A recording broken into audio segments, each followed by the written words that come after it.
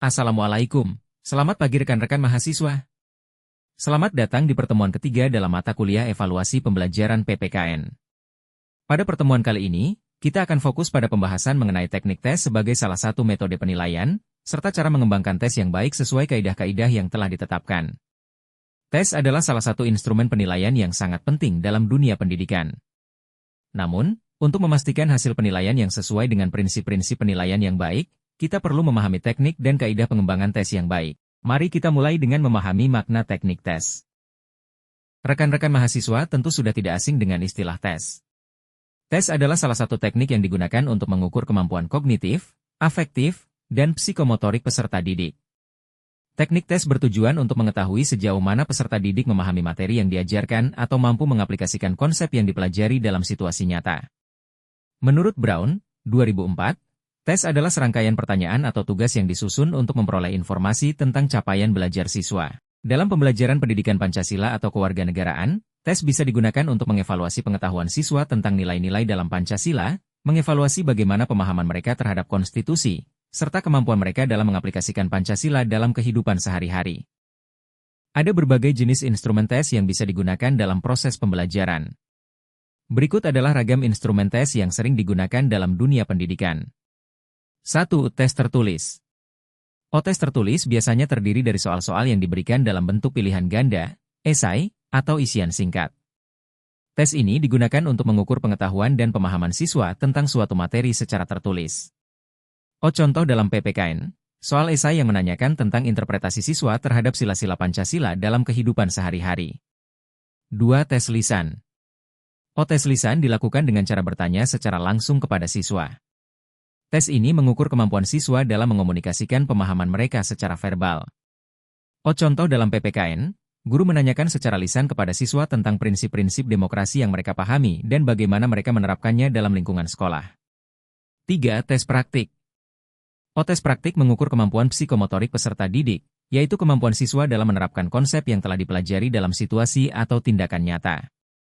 Contoh dalam PPKN, siswa diminta melakukan simulasi sidang parlementer untuk mengevaluasi pemahaman mereka tentang proses legislasi. 4. Tes portofolio. Tes portofolio adalah kumpulan karya atau hasil pekerjaan siswa yang menunjukkan perkembangan dan pencapaian mereka selama proses pembelajaran. Contoh dalam PPKN, siswa mengumpulkan berbagai proyek atau tulisan yang menunjukkan pemahaman mereka tentang tanggung jawab sebagai warga negara yang baik. Untuk memastikan bahwa tes yang kita kembangkan sudah valid, reliabel, dan adil, ada beberapa kaidah yang harus dipenuhi.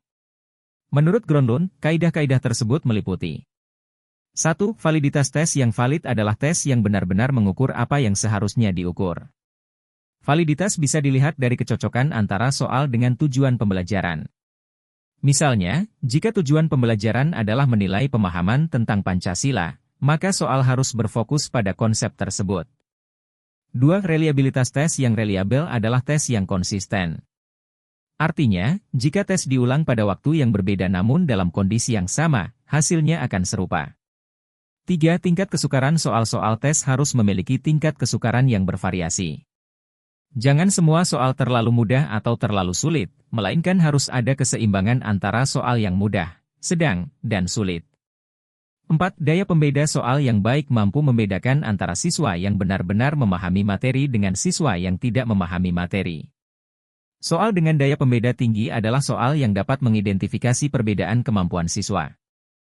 5. Keadilan tes harus adil, artinya tidak ada bias dalam penyusunan soal yang memberikan keuntungan bagi siswa tertentu. Soal harus bebas dari unsur-unsur yang mendiskriminasi siswa berdasarkan latar belakang sosial, budaya, atau bahasa. Rekan-rekan mahasiswa. Selanjutnya bagaimana langkah-langkah dalam pengembangan tes yang sesuai kaidah. Berikut adalah langkah-langkah yang bisa diikuti dalam mengembangkan tes yang sesuai dengan kaidah. 1. Menentukan tujuan pembelajaran. Tes harus disusun berdasarkan tujuan pembelajaran yang ingin dicapai, kompetensi atau indikator yang diharapkan dicapai oleh peserta didik.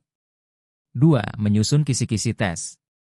Kisi-kisi tes adalah panduan yang memuat aspek-aspek apa saja yang akan diukur, jenis soal yang digunakan, dan tingkat kesukaran soal.